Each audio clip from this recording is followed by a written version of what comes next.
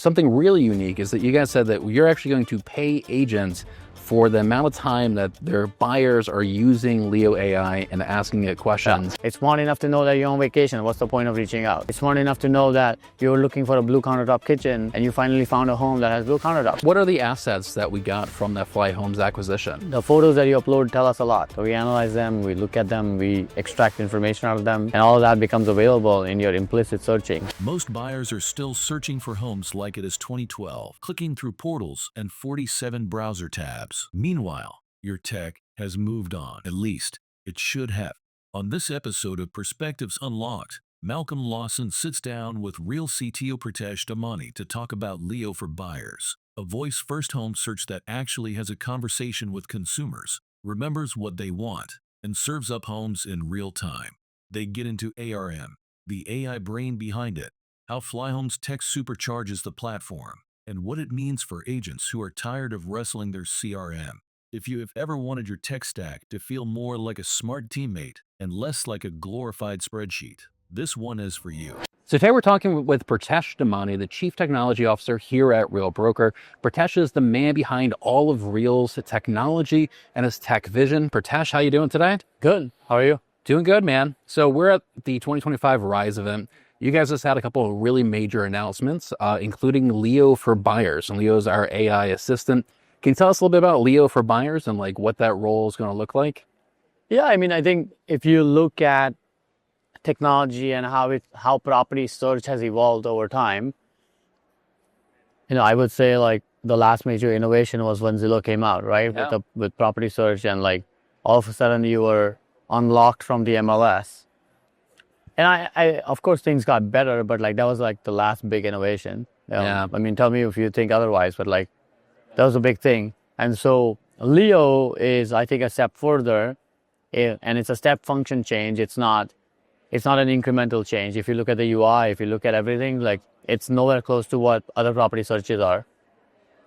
The idea is it's voice first. Of course, you can chat with it, but it goes into buyer consultation.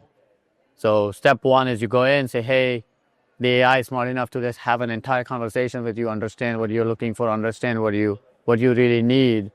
The UI is really intense. I think it starts telling you in real time, what it's actually understanding when you're talking to it, and then shows you search results, and you can have like just a conversation like you have with an agent. And it's smart enough to talk about schools, smart enough to talk about taxes, property taxes, mortgages, whatever you need. Like, we haven't found a thing it can't answer yet. Wow, really? And so it'll like extract the information, it'll ask the consumer questions about what they're looking for and get that information for you? Yeah, it's smart enough to understand what it needs to serve the consumer, and it will plug the holes as it goes along. But it's not intense, it's instant. Like, we focus on instant gratification a lot. So we didn't want a system where it will ask you 15 questions before it shows something. So it's like, it tries to aggressively show you something and then continue to ask questions. And like that has always been like the goal, that we wanted to aggressively get to one question, two questions, you're in, maybe one question. You're in, you start seeing things, and then you start answering more questions. Or you can say, filter, can you show me between 2 and 3 million? And it will just do it for you. There are no filters, there are no drop downs. There's none of that. You just talk to it. Just tell it what you want. So what does that look like? If I have heyleo.com/Malcolm, somebody goes there and they start interacting with it, like how quickly will it start showing them property? After a question or two. Okay. I mean, of course, depending on the start, like if the question is like mortgage questions, there's no properties to show. Yeah. Right? So it really depends on what the buyer is looking for or what kind of advice they're looking for. But if the advice is like, hey, can you show me some homes in Florida or St. Pete or Miami or whatever, it will show you some things instantly and then start refining. It will ask you, like, if you just say, show me some homes in Miami, you see some homes in Miami, then obviously it's not a property, like it's just a general search, right? Then it will automatically start refining it. It's like, oh, what's your budget? What's your, criteria? How many bedrooms? How many bathrooms? Tell me a little bit more about your family. Yeah. And starts evolving that and narrows it down to like 10 homes or 15 homes, right? That sounds very much like the experience that we have as agents. Like I'll often talk to consumers and I'll be on my computer, be like, okay, 300 to 400,000. how many bedrooms? Okay, we got 200. Let's narrow it down a little bit further. Exactly. And just kind of keeps narrowing it down. So it does that for us, Exactly. which is amazing. And so this is essentially like a home search portal, but it's voice commanded and Voice and chat commanded, Yeah. but it's not like there's no filters, because you can't filter by blue countertops. Yeah. You just can't do that. So there are no filters. Like just feel like you're talking to a human being and see how far you can take it. And is this the industry first or the world first for this type of technology? I mean, As far as I know. for this kind of technology, like voice first, probably not, because there are a lot of things that are voice first. As far as I know, property search probably yes, and real estate research and search yes. I think what's more industry first, in my opinion, or world first might be, is the AI CRM that we talked about. We call it ARM. Is the byproduct of using this technology is the fact that you start truly the system, Leo, starts truly understanding your customer, in this case, the buyer. And in a traditional CRM, you would have to enter buyer first name, last name, family members, birth dates, what are they looking for, and like how far are you going to go. And you put them on a drip campaign somewhere that just sends them 10 emails a month, and you hope for the best. And like, you probably are smart enough to put them on a text chain somewhere, and that you message them on text messaging, and then you hope for the best.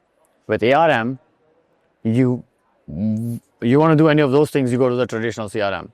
With ARM, the system is smart enough to do whatever it has to do. It builds the profile. You can see the profile, but it builds the profile. It reaches out when it thinks it's time. It's smart enough to know that you're on vacation. What's the point of reaching out? It's smart enough to know that you're looking for a blue countertop kitchen and you finally found a home that has blue countertops. Or it's smart enough to know that you're looking for a pool. It's smart and like knows that there's finally a home that has 3x3 bath and a pool. And it will send you that one property saying, hey, I finally found this home. Let's go look at it. It fits in your profile. And you mentioned that the current like MLSs and Zillow is kind of dependent on what keywords you put into your description. And that with this new Leo for buyers, it's going to actually look at the images and be able to tell from the images what it's looking at. Can you talk about that a little bit?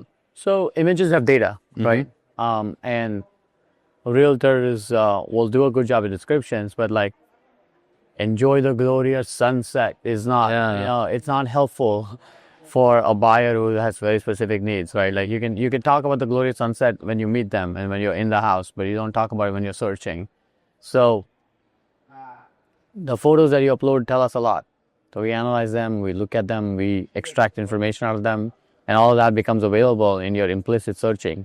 You're not going to search by the things that we look for. Yeah. But you might say things that will surface those things. Yeah, that's pretty amazing. Now, I know Tamir said that we acquired a lot of assets from flyhomes.com. They spent over $50 million creating this really robust home search. And this is kind of the marriage of that with our Leo AI. What are the assets that we got from that Flyhomes acquisition, and how did that integrate that? Yeah, with Flyhomes, we got all the MLS integrations and the code to ingest the MLS integrations and stuff like that. We already had the Canadian, MLS, so we ingested that as well. And the UI, I think they did a great job at building a great UI, and we were able to repurpose quite a bit of that. But, it's not exactly the same, but it's close. So you can see the map elements, you can see like repurposed things, and like we obviously have Leo front and center. And I think it was a great pickup for us. Yeah. The team that came with it is incredible. Really hardworking team. Now, I've heard Tamir talk about how AI is only as useful as the data that you feed it. And like one of the unique value propositions of Real is that we get to feed it data about our transactions. Well, what are the unique insights that we get from having this unique set of data that we get to feed our AI? I mean, just think about like all the data. Like I'll give you an example. A customer is talking to Leo and says, "Oh, I have a Tesla. I need an EV charger." You're not going to put that in a CRM. Yeah. As far as I know, most people don't put EV charger in the CRM, but you do put it in your brain, and then next time you find a house, you remember, oh, this guy's looking for an EV charger. This home, I can tell them about it, right? So the AI CRM does that. ARM does that for you. So automatically tags that element in your profile, and then uses that to nurture the lead. And you guys are also launching Leo companions, which are going to be like support features for Leo on a state level. Tell me about like how did you train those AIs? Because if we have 50 different states plus regions in Canada, like that must be a lot of technical data to feed that. We have millions and millions of questions in our database. As you know, we have grown our proprietary system. So when people have questions, they ask inside of Reason, and the answers were given by brokers. And we have all this data. So we took all the retroactive data, we trained Leo with it. Oh, wow. So like the chat conversations we've been having with the broker, you're able to train Leo on that data? On that data. So the questions that people have asked before, here's the broker's typical answer. Exactly. Wow. And then the brokers did an incredible, every broker like banded together and uploaded their training manuals, uploaded, when Leo couldn't figure out answers to things, trained it manually. We even reverse engineered our questions to the conversations to come up with questions and then had Leo try to answer them. And the ones that it couldn't answer, we got the brokers to answer them for us. So there was a lot of work put into like getting this to go. Yeah. Obviously, there's escalation built in. So every time Leo, it's more towards safety than answering something. Yeah. So when it doesn't know how to answer, it just escalates to the broker. If you're talking to it, it will escalate on a conference call. If you're on chat, it will escalate on a chat. Like it just kind of does its thing. So this is worked into our ROAR system that we have? Correct. Where it works into the ROAR system. Where you can call your broker directly from the Leo AI. See, that's really interesting that you have almost 2 years of agents asking brokers questions and them responding in that chat section of each transaction. Yeah. Like that's definitely a unique set of data right there. That unique to Real, unpurchasable from anywhere. Yeah. Yeah. That's unique. Well, I think it might be interesting to talk about the concept of Leo companions. And I think the idea that we discussed today was Leo support companion and broker companion. You can ask these questions. But I think it's also something that wasn't very implicit because it was implicit, but we didn't like really talk about it too much. It's because we're like, want to keep something. Okay. Well, but this is our foray into agentic AI. Like the companions are basically agentic in many ways. What's that word? Agentic AI. What's that mean? It means that AI is able to do the work for you. Mm-hmm. So you will have different kinds of companions that will launch soon. Social companion, content companion, assistant companion.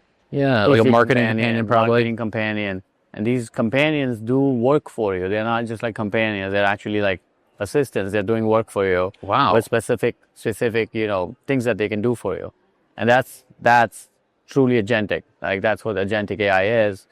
So that's like our foray into getting into that aspect of things that we want to do. Yeah, that's really interesting because that makes sense because I know right now Leo can create marketing materials for your listings.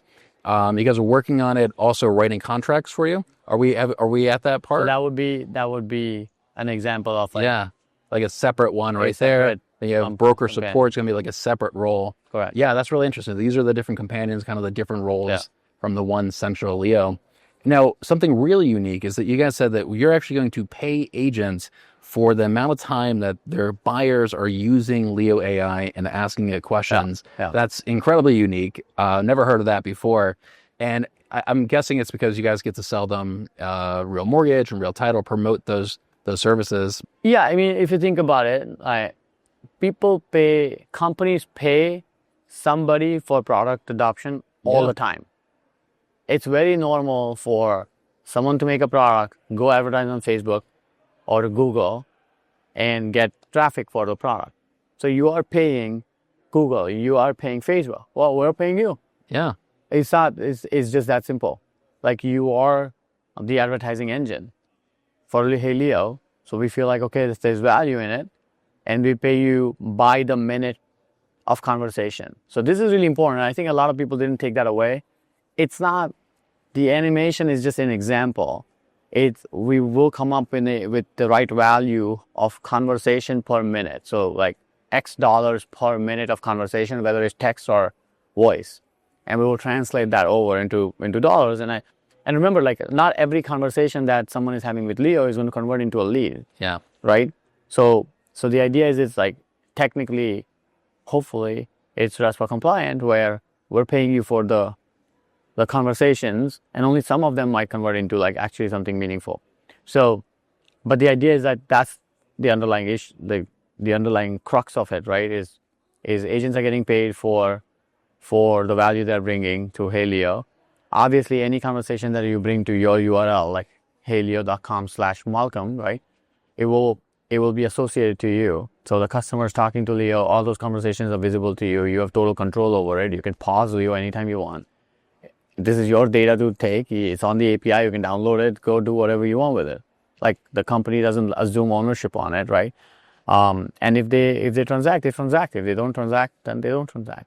Yeah, I think it totally makes sense. Like if you're willing to pay somebody a referral fee for like a closed transaction, Exactly. why not pay for the actions that can lead to that lead gen in the first place? And I've heard Tamir say before that like even a revenue share model, that is the marketing budget. That is the marketing budget. Yes. And exactly. And that's what we're tapping into. If you think about it, like, hey, now we need help promoting Helio. Okay, how can we do that? Okay, let's tap into the marketing budget that's already spent. We have because of that marketing budget, we now have 30,000, 31,000 agents, whatever it is.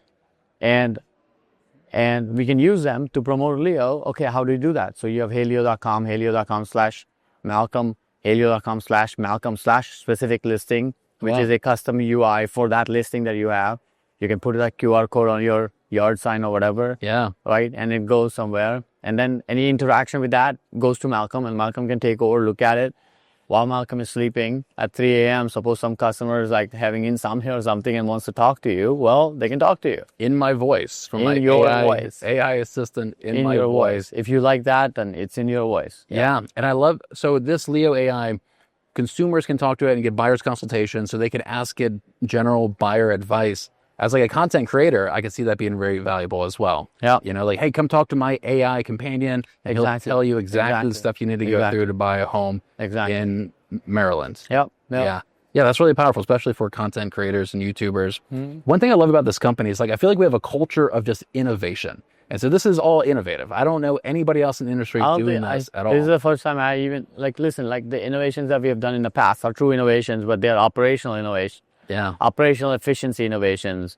Nobody, I think, thought about brokerage being, hey, we can run the entire brokerage with 9 people. Yeah. Like nobody had done that before. So we spent a lot of time doing that. And as a result, when people come to you and say, hey, what is Real's technology? I think a lot of people stumble to explain, like, what is it? Like, oh, we have an app. We can do transaction system. Well, we have SkySlope. Okay. What is it special? Well, you have to use it to know why it's special. Yeah. Now, I think we have something. Do you just tell them, I don't want to even explain to you. Why don't you have a conversation with it and you just put the phone down and let them have at it. And that's the technology. And then there's this tube light moment, hopefully, and then you have a conversation where they're ready to listen to you. I think it's going to topsy-turvy a lot of attraction calls too. Yeah. I think there's going to be like some consumer education with this. Yeah. But this is definitely the future. And I've heard Tamir talk about how he wants to build his business for the future, not for the current, not for the past. Yeah. Well, Pritesh, I'm super excited about like the future of this company and starting getting my hands on this Leo for buyers and playing around. No, I'm excited about it too. I think this is just the beginning. Yeah. For the very first time, I feel like we're putting in the hands of the agents something that we've been working towards for 5 years. And it's like finally there. Has it been that long? This vision has been for about 5 years? This vision has been from day one. The thing is, we have to build everything we built so far to execute this vision. Yeah. There is no shortcut to this. If you use third-party services and you partner with somebody, I mean, like even when you're using Helio and if you have to sign a document, you're going to use Real Signature. It's all integrated. Like it's seamlessly like dovetailing into each other so that the experience is not broken. You don't want to get sent to DocuSign and then come back and like, none of that makes sense. Yeah. So many other companies, they rely on bolt-on technology. Exactly. And none of them work together. They're kind of connected, but not really. It's hard. Like I feel bad for people who have to integrate them because it's like, it's challenging to do this. Like it's not easy to integrate 4 technologies and make them work seamlessly. Yeah. Because they have no reason to work together. It's not their business, you know, like DocuSign doesn't care that it has to work with like, I don't know, follow boss on making things up. Like they have no incentive. One thing I love that I hear Tamir talking about is that he doesn't want to be identified as a real estate brokerage anymore, but instead, was it a real estate technology platform? Yeah, he likes to use that metaphor, like real estate technology platform. I like to use the Amazon real estate. Okay. You know, Amazon started with books, but then ended up doing a lot more. Yeah. Same thing. We started with real estate. We ended up doing real wallet, AI. There's going to be a lot more. Do you guys have other AI things in the works that you want to roll out in the next couple of years? Yeah, there's going to be so much more. This is just the beginning. Yeah. Dude, I'm excited, man. I'm excited too. Yeah, thanks so much for Thank your you. time, dude. It's great.